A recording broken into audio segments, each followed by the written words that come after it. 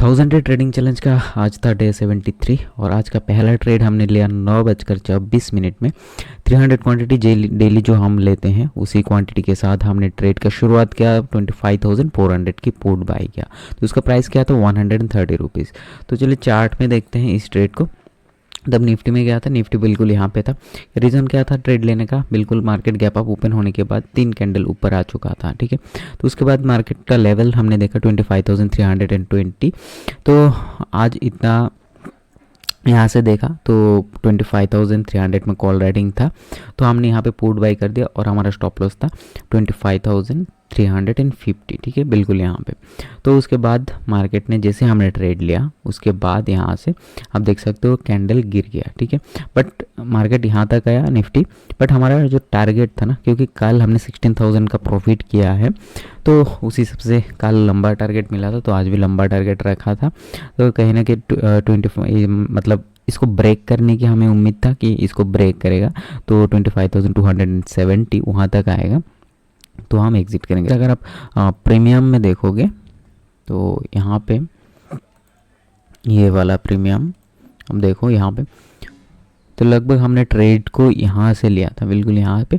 तो देखो हमारा ट्रेड लेने के बाद 130 से वो सीधा चला गया 150 पे बस, और 10 ही पॉइंट चाहिए था हमें 160 आने के लिए, 10 पॉइंट। तो लगभग यहाँ पे हमें 5,500 कुछ प्रॉफिट दिखा रहा था, तो हमने उसको बुक नहीं किया।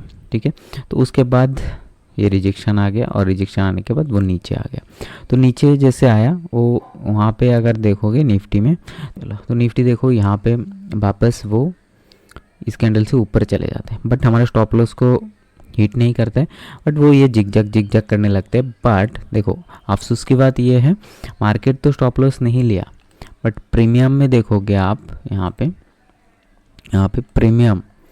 प्रीमियम जो हमने लिया था वो पोर्ट, वो लगातार धीरे धीरे करके वो गिर रहा था। ठीक है, वो ऐसे ऐसे करके गिर रहा था।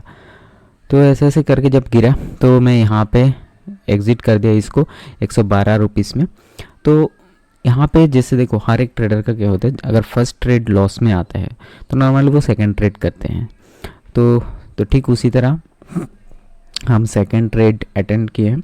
तो सेकंड ट्रेड में देखोगे तो 1:59 में हमने ट्रेड लिए हैं सेम क्वांटिटी के साथ। तो एक ट्रेडर ना क्या करता है, जब पहला ट्रेड लॉस आता है तो उसको रिकवर करने के बारे में सोचते हैं, लेकिन हमें बिल्कुल भी रिकवर करने के बारे में सोच नहीं था। नॉर्मली मैंने ट्रेड लिया है, अभी दिखाएंगे आपको ट्रेड क्या है। देखो 25,300 की कॉल 151 में लिया और इसमें स्टॉप लॉस हिट हो गया 146 में।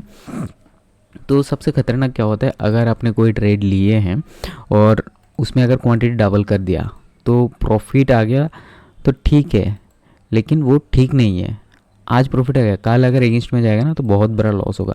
तो कभी भी बड़े मतलब क्वांटिटी ज़्यादा करके प्रॉफिट को रिकवर करने, लॉस को रिकवर करने के बारे में मत सोचिएगा। वही बड़ा लॉस जो 8,000 का लॉस आपको दिख रहा है ना, वो 80,000 चला जाएगा।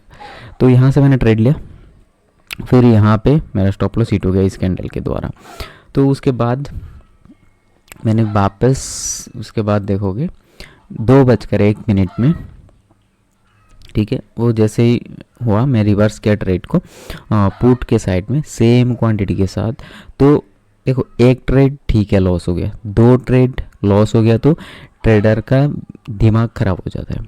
ये अब तो मैं भी पहले करता था कि यहाँ पे अगर मान के चलो 300 क्वांटिटी में लॉस कर दिया, फिर यहाँ पे 600 अगर फिर से लॉस आ गया तो यहाँ पे 1000 क्वांटिटी डाल देते थे। लेकिन वो चीज़ अब वो ख़त्म हो चुका है, क्योंकि मार्केट ने इतना तो सिखा दिया भाई, आप क्वांटिटी कितना भी बड़ा कर दो, वो कभी कभी प्रॉफिट आ जाता है, तो जिस दिन लॉस आता है तो बहुत बड़ा लॉस आ जाता है। तो उसके लिए मैंने ये गलती अब दोबारा नहीं करता हूँ।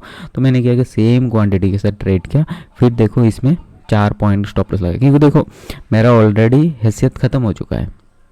इस ट्रेड से मेरा फर्स्ट ट्रेड में मेरा 5,500 का लॉस है, तो कल हमने 16,000 का प्रॉफिट किया, तो उसके हिसाब से आज मुझे सिर्फ आधा लॉस करना है यानी 8,000। तो इसके आगे मुझे जाना नहीं है। तो सेकंड ट्रेड में लगभग 13,000 का लॉस, देन थर्ड ट्रेड में 13,000 का लॉस। तो ये 3 ट्रेड को कुल मिला के मुझे जो लॉस हुआ है वो है -8,193। तो कल की प्रॉफिट था 16,000 समथिंग, तो आज लॉस है 8000। तो बिल्कुल रिस्क मैनेजमेंट को फॉलो करते हुए ट्रेड लिया, तो जिसके बदौलत आज मुझे 8000 का लॉस है।